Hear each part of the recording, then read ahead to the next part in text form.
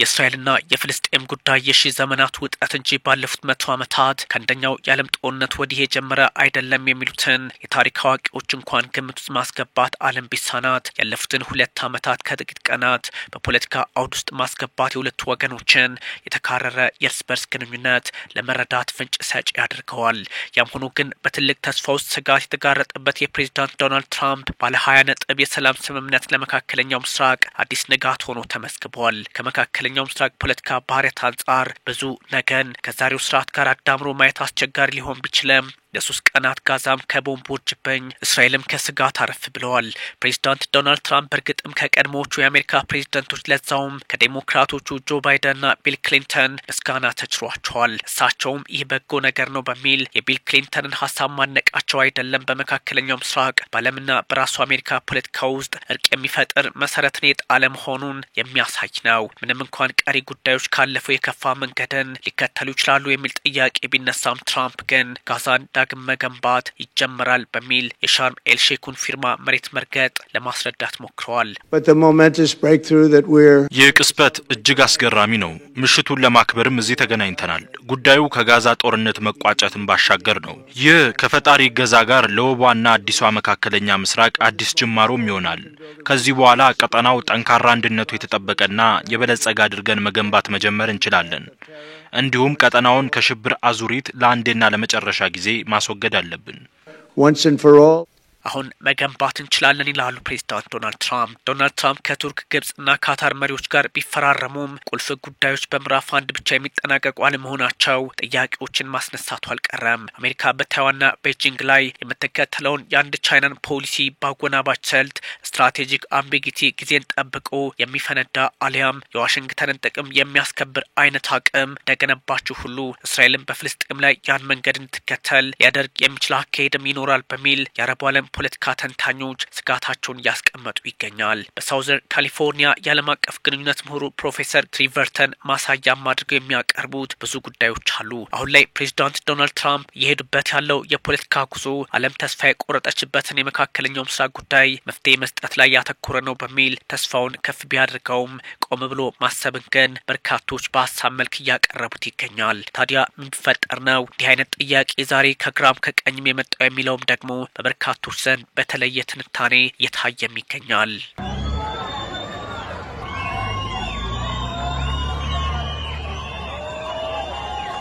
በሐማስና በእስራኤል ኃይሎች መካከል ተኩስ እንዲቆም ላደረጉ የቀጠናው የአረብና ሙስሊም ሀገራት ምስጋና ይገባቸዋል ያሉት ፕሬዝዳንት ዶናልድ ትራምፕ አዲስና መልካም ውለት በሚል የመካከለኛው ምስራቅን ጉዞአቸውን እንዲሁም ስምምነቶችን ከፍ አድርገው ምስል ለመፍጠር ሞክረዋል። ረጅሙና አሰቃቂው የሌት ቅዠት ብንደክምበትም በመጨረሻም ተቋጨ ሲሉ በእስራኤል ፓርላማ አሊያም በባለ 120 መቀመጫው ክነሴት ሀሳብ የሰጡት ሪፐብሊካኑ ትራምፕ ሁሉም ጉዳዮች አልጋ ባልጋ እንደማይሆኑ ግምታቸውን እያስቀመጡም ይገኛል። በእርግጥ እስራኤል ከ1900 በላይ ፍልስጤማውያን ስትለቅ ሐማስም 20 እስራኤላውያን በህይወት ያሉትን ሲለቅ ለትራምፕ ትልቁ የአደራዳሪነት ጉልበት ላይሆናቸው አይችልም። ባይደን በስልጣን ላይ ያሉ ይህን አላደረጉም። አያቶላዎቹም ሲነኩ ራሳቸውን ለመከላከል ሮኬት ያስወነጭፋሉ። ኤርዶሃንም መግለጫ ይሰጣሉ። ግብጽ ምዕራፏን ዘግታ ጋዛውያን እንዳይወጡ አደረገች። ኔታንያሁም ያለረፍት ጋዛ ላይ ተኩሱን አስቀጠሉ። ሐማስም ጋዛውያን ማዳን ቀርቶ በእስራኤል ኃይሎች መሳደድ እንጂ መፍትሄ አላመጣም የሚለውን ግምት ውስጥ ማስገባት ምንም ይሁን ምን ትራምፕ መንገዱን ከፍተዋል። ለፍልስጤማውያን ተብሎላቸዋል። ጥያቄዎች ዛሬም እንዳሉ ሆኖ ጠቅላይ ሚኒስትር ቤንያሚን ኔታንያሁ የሰጡት አስተያየት ደግሞ መሰረታዊ ጥርጣሬን በፍልስጤማውያን በኩል የሚፈጥር ሆኗል። በክነሴቱ ለትራምፕ የነገሯቸው ይህ መሆኑ እጅጉን አስቸጋሪ ሊያደርገው እንደሚችልም የተገመተ ነው። ሰነዱ የትራምፕ አዋጅ ለዘላቂ ሰላምና ብልጽግና የሚል ስም የተሰጠው ሲሆን እንዲህ አይነቱ ነጥብ ላይ ለመድረስ 3000 ዓመታት መውሰዱን በታምናላችሁ ጥያቄ ውስጥ አጅበው የራሳቸውን ድልም ለማጉላት ሞክረዋል። ፕሬዝዳንት ዶናልድ ትራምፕ በመንግስታቱ ድርጅት ጠቅላላ ጉባኤ ላይ እንዳይሳተፉ በአሜሪካ ተከልክለው የነበሩት የፍልስጤሙ ፕሬዝዳንት ማህሙድ አባስም ከፕሬዝዳንት ዶናልድ ትራምፕ ጋር በአንድ መድረክ ለመገናኘት እድሉን አግኝተዋል። ምንም እንኳን የምዕራፍ 1 ስምምነት በካይሮ፣ ዋሽንግተን፣ ዳሃና አንካራ ቢፈረምም በጋዛ በጋዛ የፍልስጤም አስተዳደር ያለው ሚና ምንድነው የሚለው በግልጽ አልተቀመጠም። ይህ ደግሞ እስራኤልና ፍልስጤምን ለበርካታ ዓመታት ሲያጋጭ ሰነበተ ጉዳይ በመሆኑ እዚህ ላይ ትኩረት አለመደረጉ በራሱ አሉታዊ ጫና ሊፈጥር እንደሚችል ጠቋሚ ያደርገዋል። ትራምፕ እስራኤልን ከአረብ ኤሚሬቶች፣ ባህሬን፣ ሱዳንና ሞሮኮ ጋር ሲያወዳጁ በ2020 በመጀመሪያው ዙር የፕሬዝዳንትነት ዘመናቸው የተጠቀሙትን ለአዲሷ መካከለኛው ምስራቅ ታሪካዊ ንጋት ያሉትን ዛሬም ደግመውታል። ይህም ፕሬዝዳንት ዶናልድ ትራምፕ በመካከለኛው ምስራቅ የማይናወጥ አንድ አቋም አለኝ ለማለት ፈልገው ያደረጉት ነው ተብሎላቸዋል። እንደ አንድ ፖለቲከኛና ፕሬዝዳንት ዶናልድ ትራምፕ ብዙ ርቀት ሄደዋል። ከዚህ በኋላ የቀጠናው አገራት ሚናቸው የጎላ ይሆናል በሚል ተስፋ የጣሉ ቢኖሩም እንደ ግብፁ ፕሬዝዳንት አብደል ፈታህ አልሲሲ ያሉት የአካባቢው መሪዎች ግን ከራሳቸው የፖለቲካ ጥቅም አንጻር ከእስራኤልም ከአሜሪካም ጋር የመለጠፍ የፖለቲካ ሂደትን ሊከተሉ እንደሚችሉ ሳይታለም የተፈታ ያደርገዋል። በእስራኤላውያንና በፍልስጤማውያን ትራምፕ ስማቸው በምስጋና እየተነሳ ባለበት ሰዓት የጀመሩትን ሰላም የማውረድ አካሄድ በቀላሉ ችላ ይሉታል ለማለት አዳጋች ቢሆንም ከአሜሪካ ጥቅም አንጻር አብሮ የማይጓዝ መስሎ ከታያቸው ግን ሊረሱትም ይችላሉ ተብሏል። በእርግጥ ዶናልድ ትራምፕ የማደራደር ጥበብ አርት ኦፍ ዘ ዲል መጽሐፍ ደራሲ ነኝ እናም አሳካውት አቋም ላይ ቢሆኑም አሜሪካ ስለሆነች እንጂ እርሶ ስለሆኑ ያደረጉት አይደለም የሚል ትችትም እዛው አሜሪካ ውስጥ እየተነሳባቸው በመሆኑ ጉዳዩን እስከ አሜሪካ ኮንግረስ ሊወስደው ይችላል እየተባለ ይገኛል። በእርግጥ የአሜሪካው ፕሬዝዳንት ዶናልድ ትራምፕ የሄዱበት ርቀት በበጎ በበርካታ ፖለቲከኞች መታየቱ ዘላቂ ሰላም በጋዛና በእስራኤል ሰዎች መካከል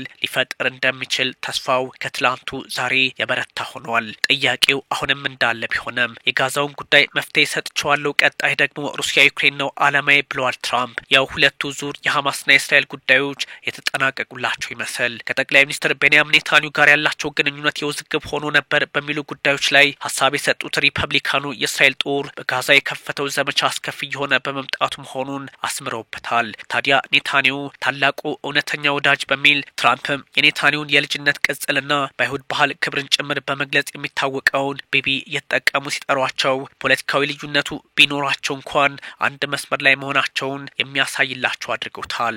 President Trump, the Knesset welcomes you and your distinguished delegation to Jerusalem. ፕሬዝዳንት ዶናልድ ትራምፕ ከተከበሩ ተወካዮች ጋር ወደ ዘላለማዊዋ ዋና ከተማችን ኢየሩሳሌም እንኳን ደህና መጡ ከነሴቱ ይላችኋል። እርሶ ኢየሩሳሌምን የኛ ዋና ከተማ አድርገው ከሰጡንና ኤምባሲውን ወደዚህ ካዞሩ ወዲህ ለመጀመሪያ ጊዜ ነው ብቅ ያሉት። እርሶን ለማመስገን በርካታ ምክንያቶችም አሉን። በጎላን ተራሮች የእስራኤልን ሉዓላዊነት ዕውቅና ስለሰጡልንም እናመሰግናለን። በመንግስታቱ ድርጅት በእስራኤል ላይ ሲደረጉ ለነበሩ ውሸቶችንም ለመከላከል አብረውን በመቆሞም እንዲሁ እናመሰግኖታለን። Thank you for standing up to the lies against Israel in the United Nations. ከትራምፕ ባሻገር ፔት ሄግሴት የጦር ሚኒስትሩ ማለት ነው እንዲሁም የመካከለኛው ምስራቅ ልዩ መልእክተኛ ስቲቭ ዊትኮቭ በእስራኤል ክነሴት ሲገኙ ኩሽነርም ከኢቫንካ ትራምፕ ጋር አብረው ነበሩ። ይህ ደግሞ ትልቅ ትርጉም ያለው ሆኗል። የትራምፕን ጉዞ ቤተሰባዊ ጭምር በመካከለኛው ምስራቅ አድርጎታል በሚል ሊተቿቸው የፈለጉም አሉ። ላለፉት 2 ዓመታት እንኳን አሜሪካ ለእስራኤል $21 ቢሊዮን መስጠቷንም ታሳቢ ያደርጋል ድርድሩ። ያ ማለት ይህን ያደረገች አሜሪካ እስከምን የጋዛውን ጉዳይ መፍትሄ ታመጣለታለች የሚል ጥያቄ እንዲነሳ የሚያደርግ ነው። የፍልስጤም የሀገርነት ጉዳይ የሐማስ ትጥቅ መፍታትና አለመፍታት በፍልስጤም አስተዳደር እንዴት መንግስት ይመሰረታል፣ እስራኤል እስከመቼ ከጋዛ ትወጣለች በዋናነት ዶናልድ ትራምፕ የሚፈተኑባቸው ጉዳዮች ሆነዋል። በእርግጥ እሳቸውም ነካ ፖለቲካ ላይ እዚያ አካባቢ ቆመዋል። ፕሬዝዳንት ዶናልድ ትራምፕ በመካከለኛው ምስራቅ የነበራቸው ጉዞ ስኬታማ ሆኖም ተመዝግቦላቸዋል። በእርግጥ እሳቸው ያሉት ነው። የመንግስታቱ ድርጅት የልማት መርሃ ግብር የኤንዲፒ 80% ህንጻ በጋዛ ሰርጥ መውደሙን አሳውቀዋል። 55 ሚሊዮን ቶን ፍርስራሽን ማንሳት የሚያሻል በሚል ሀሳቡን አጋርተዋል። የመንግስታቱ ድርጅት የአውሮፓ ህብረትና ዓለም ባንክ ጋዛን ዳግም ለመገንባት $70 ቢሊዮን የአሜሪካ ዶላር ያሻል ማለታቸው ደግሞ ጥያቄውን ሌላ ያደርገዋል። እስከ መቼ ጋዛ ተገንብታ ታልቃለች የሚል ጥያቄም ያስነሳል። አዲሷ መካከለኛው ምስራቅ እየመጣች ነው። ለጠቅላይ ሚኒስትር ቤንያሚን ኔታንያሁ ይቅርታ አድርጉላቸው እንጂ እስራኤል ባለም አቀፉ ማህበረሰብ ጫና ተፈጥሮባት ነበር። ለእስራኤልና ለፍልስጤም መልካም ጊዜ እየመጣ ነው። ኢራን ጋር እንደራደራለን። የፕሬዝዳንት ዶናልድ ትራምፕ የመካከለኛው ምስራቅ ጉዟቸው 5 ቁልፍ ነጥቦች ሆነዋል።